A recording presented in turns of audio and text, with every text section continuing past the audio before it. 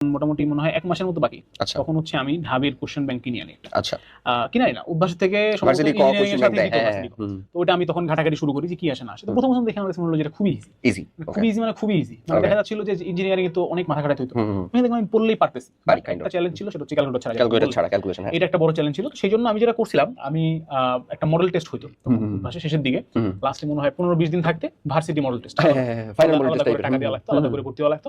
আমি সেটা ভর্তি হই এবং আচ্ছা। ওটা খুবই রিস্কি ডিসিশন ছিল এই অর্থে যে অনেকে তখন বলতেছিল, আমার বন্ধু অনেকে ভর্তি হয় না, বলছিল যে এটা যদি করি তাহলে আবার আমার ফোকাস দুই দিকে হয়ে দুই দিকে হয়ে যাবে। যাচ্ছে। তখন লিটারালি এরকম অবস্থা হচ্ছিল যে ইঞ্জিনিয়ারিং তখন ফাইনাল মডেল টেস্ট চলে, ভার্সিটি আজকে ইঞ্জিনিয়ারিং পরীক্ষা, কালকে ভার্সিটি পরীক্ষা, তারপরে দিন আবার ইঞ্জিনিয়ারিং, তারপরে আবার ভার্সিটি, এরকম মানে প্রতিদিন পরীক্ষা দিতে হচ্ছে আমাকে, প্রচুর প্রেসার হয়ে যাচ্ছে।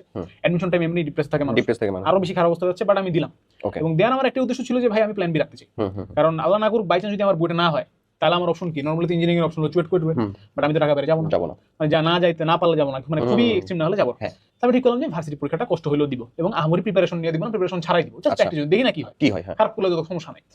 তো আমি তখন হচ্ছে ভার্সিটির জন্য মডেল টেস্টগুলো দেওয়া শুরু করলাম এবং আমি যেটা দেখলাম যে আল্লাহর রহমতে ওখানে আমি আবার চরম ভালো র্যাঙ্ক করা শুরু ভালো করলাম। আচ্ছা এটা আসলে বেশিরভাগ ইঞ্জিনিয়ারিং প্রস্তুতি নেওয়া না মানুষের মানুষের ক্ষেত্রেই হয়। ক্ষেত্রে হয় কারণ ইঞ্জিনিয়ারিং যে পরিমাণ কঠিন জিনিস আমরা ফেস করে আসি, ভার্সিটি ইজি লাগে।